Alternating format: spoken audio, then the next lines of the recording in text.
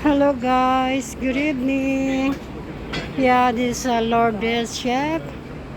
So, pasensya na kayo. Kalalabas ko lang galing trabaho. So, eto, pagod na pagod. So, pakita ko sa inyo ang daan. Ayan, see? Oh. Eto, oh, itong ano ko to, oh. Nag-close na, oh. Malaking restaurant to, oh. Pero nag-close na siya. Oh. Laki siya. Nabigla nga kami. Bakit nag-close? Oh, yan, oh. Mahaba yan, oh. Oh, yun, hanggang taas, oh. Nag-close na yung Mr. and Mrs. Fox. But, opening on November. Again, but new restaurant. Auckland by Auckland. Oh. Yula. Okay. Yula. Company Yula. I see.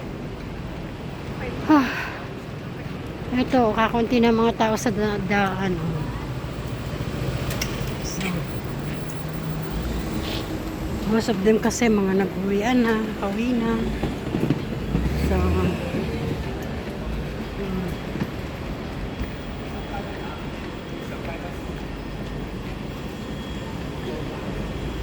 ilang araw din ako hindi nakapag-content kasi masyado akong pagod na pagod. Mahirap din pala. Mahirap din pala yung pagsasabihin mo yung trabaho mo tsaka itong pagka-content sisingit. Mahirap din pala. Kapagod, tsaka nakakapuyat sa gabi. Tapos ko, minsan nakakatulugan ko na. Anyway, salamat po ulit sa mga nag-share, follow, subscribe sa akin. Papasalamat po ko sa inyong lahat dahil kahit ganito lang ang content ko ay tinatanggap nyo. Siyempre kayo, yung iba, hindi. Pero okay lang po, ganun talaga. See, look at this at the video view. Ayan.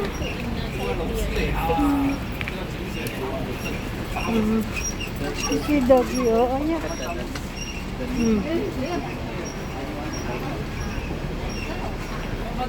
Pasensya na kayo kung may mas ako. Kasi gawa ng medyo hinahatching-hatching ako. Kasi ang weather dito, papalit-palit.